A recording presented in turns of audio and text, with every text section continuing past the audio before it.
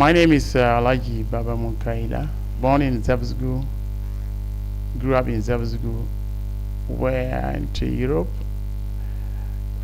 to Italy. From Italy I migrated to Australia. Spent most of my life in Australia. I was there for almost 30 years. ABM Foundation actually means that it comes from Alaji Baba Munkaila. The A stands for Alaji, B stands for Baba, and M stands for Munkaila. And ABM Foundation all started when I visited Ghana from Australia in 2010. I came down to Zabzugu here. I saw a lot of people who were actually abandoned. They don't really care about how they live, don't care about anything about them. And back in Australia, I have worked with the human services, and that is true that when I came back, I realized there's a need for me to come and do something in Zabzugu. And that's how all it started. The foundation started. With the inception of ABM, I think it's a good platform for people with disability to converge at one place. For instance, somebody may have a disability and feels that his form of disability is the worst form. But coming to ABM, he sees that somebody has something which is similar or even greater than what he has. And so it's a motivation for them to come together and also put their ideas together. Like we always say, disability is not inability. So ABM has really come to help us to bring out these people who were hidden in the homes. The work that ABM Foundation has started basically is a complementary type of thing to what education authorities should have been doing. Now, special education is given prominence in our educational system. Unfortunately, because of personnel, people who are knowledgeable in that subject area, the service is not able to push such people to all the districts of the country. So when he told me that this is what he's doing in the district, I welcomed it. But I said that basically he's doing what we should have been doing. Well, firstly, in Ghana here, to get even the registration is not an easy task. But I was able to work to get the registration. And now, getting the clients or students I'll call, mostly they were already in their houses. So the challenges were how to tell them to bring them out. Some of them cannot understand how can these people go to school? How can these people, what would they learn? But we explain to them that we'll do our best to see at least a basic education, teaching them some skills and also personal hygiene and all those sort of things. So most of the parents understood. Beginning it was very difficult to convince them to bring them, but now they themselves bring them to our school. Yep. So, Manazi Amina, be Safi, Tila no Shukurka, what Chen Shukurma, Kadulama to Zase, Kabakoronum, Dumani. The one coronama, Kata Bombo, Katikama Kanatu, Kata Pokulans and Mojile, Dulama Kyo, Kalazibaba Tea, Otei Polo, Alazibaba Takanani, one Zotanamba, Katalambi Maza. Zanto no to onya kenya na woni en sonwoshe ma waye to anite kan ye ni sontena sontena ye seri sonte diste kamutena. One of my students was coming to school and they were throwing her stones, calling her a mad lady. In fact, she got wounded. So I sent one of the teachers to go and see the headmaster. They call, assemble, and give announcement that if any ever seen any of the students calling them mad or throwing them stones, it will be reported to the police station. It is illegal to do that. So I think it was fully explained to them. And in our classroom too, that's why we let them, we make them feel special. We make them know that they are also people like us. They should feel like they are human like all of us. And but because of the long time they've already neglected them or feeling like they're not part of the community, so it's a bit slow journey for us to get them to understand that. First, they face stigmatization in the home, in the community, in the society, in Ghana as a whole country. It is out of ignorance that people shun them, they undermine them. So what we know is that they have capabilities. When they are supported financially or given adequate education, they can also perform as normal people. Before we began, I called all my teachers. We had a meeting, and I advised them, these are our local people. You find out that they'll be giving you some names. And in actual fact, this is how they call my teachers. They call them mad people's teachers. But that is a challenge for them. I tell them all these sort of things. We are all doing this to help better the lives of these children. So all what the challenges we're facing is just to have as much as patience to do your best and concentrate on helping those children.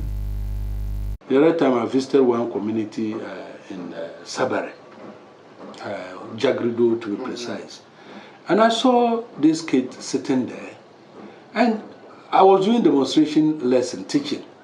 I realized that the boy was just not interested. He would put the head on the table pretending to be sleeping, or you see him doing some other thing. So I asked, what is the problem with this boy? And they said, he has a mental problem.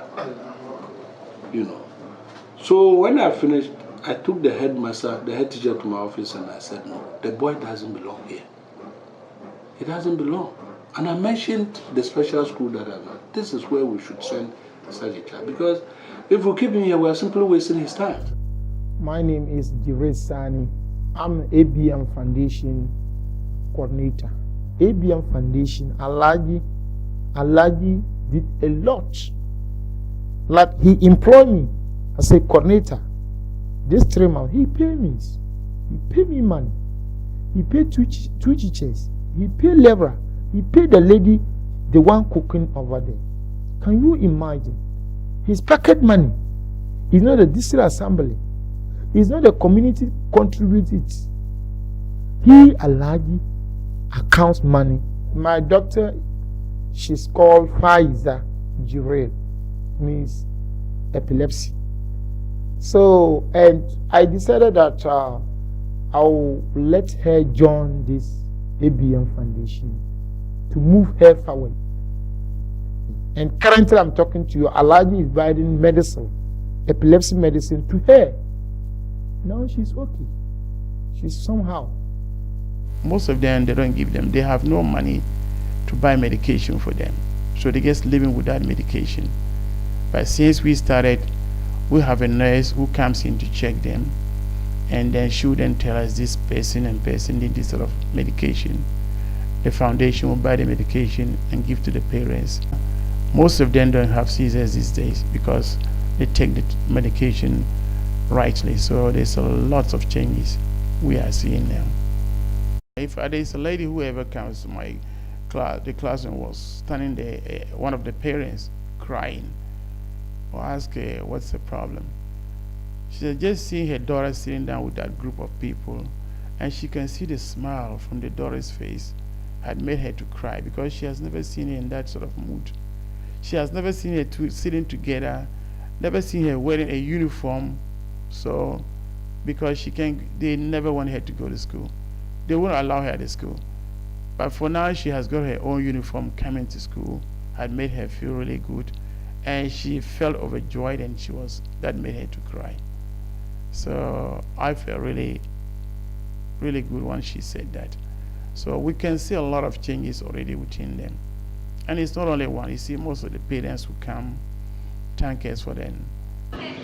Well, I will tell the people to support, because when they support, they are building a good cause. They are giving people a meaning to live.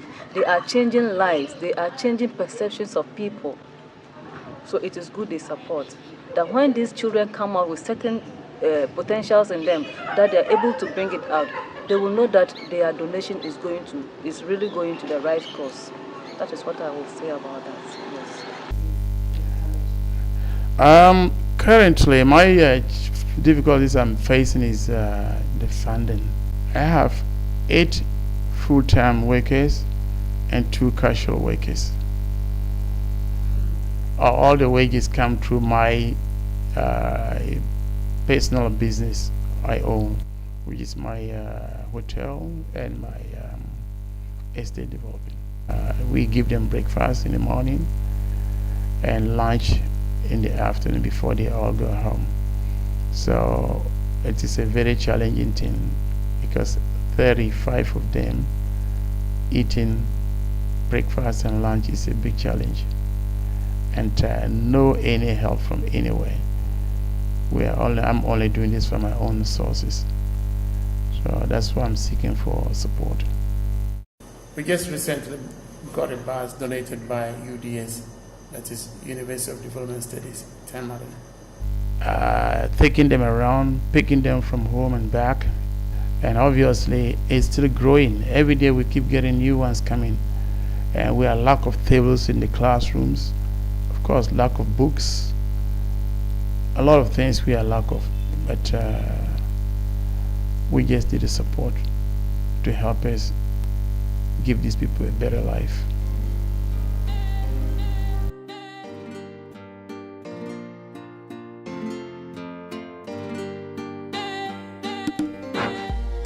Life no gain. But some people they run insane. Them saying human beings to their grave. Brother, not true how they talk. Make you look round the world.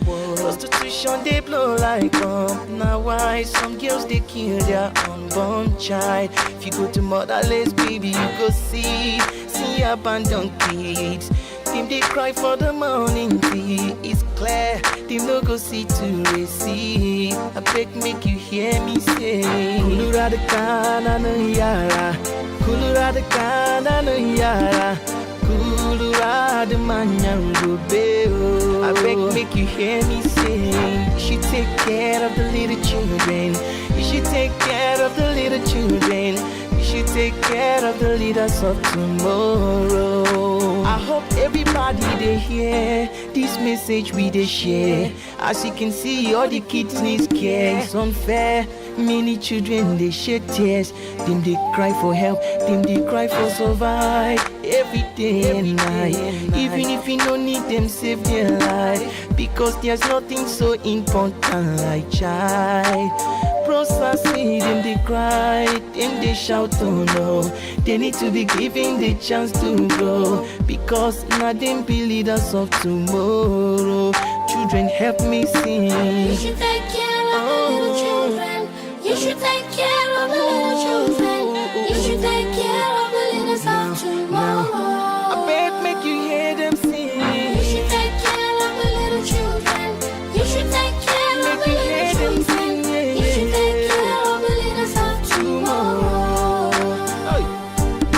The matter, not the truth of the matter. Our children just they scatter, in no proper. Where we did them they suffer. Now our sons and our daughters see children crying, see children dying. Everybody's watching and nobody's helping. Make we try to they show love to the motherless. We go give hope to the helpless.